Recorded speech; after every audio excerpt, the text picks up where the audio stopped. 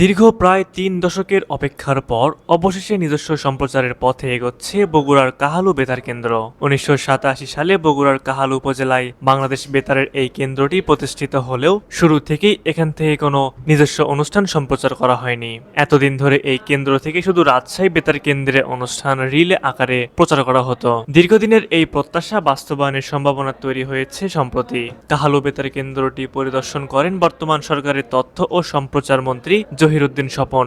এ সময় তিনি বাংলাদেশ বেতারের কর্মকর্তা ও স্থানীয় প্রশাসনের বগুড়া শহরের করতোয়া কনভেনশন সেন্টারে আয়োজিত এক মতবিনিময় সভায় অংশগ্রহণ করেন। পরিদর্শনকালে মন্ত্রী বেতার কেন্দ্রের বিভিন্ন যন্ত্রপাতি ও কার্যালয় ঘুরে দেখেন। তিনি বলেন, পুরনো প্রযুক্তি দিয়ে আধুনিক সম্প্রচার সেবা দেওয়া সম্ভব নয়, তাই কাহালু বেতার কেন্দ্রকে আধুনিক প্রযুক্তির আওতায় এনে এফএম ব্র্যান্ডের সম্প্রচার চালুর উদ্যোগ নেওয়া হচ্ছে।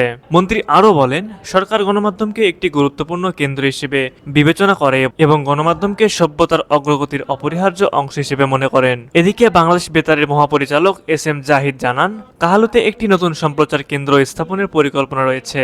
এই উদ্যোগ বাস্তবায়িত হলে এখানে ট্রান্সমিশন চালু হবে এবং বগুড়ার স্থানীয় শিল্পী ও সংস্কৃতি কর্মীরা সরাসরি কাজ করার সুযোগ পাবেন। তবে কেন্দ্রটি কবে থেকে সম্প্রচার শুরু করতে পারবে এ বিষয়ে সংশ্লিষ্ট কর্মকর্তারা জানান, অধিকাংশ যন্ত্রপাতি বিদেশ থেকে আমদানি করতে হবে, ফলে পুরো প্রকল্প বাস্তবায়নে কিছুটা সময় লাগতে পারে। পর্যাপ্ত বরাদ্দ ও অবকাঠামোগত কাজ সম্পন্ন হলে আগামী 2 থেকে 3 বছরের মধ্যেই সম্প্রচার শুরু করা সম্ভব হয় বলে আশা করা হচ্ছে।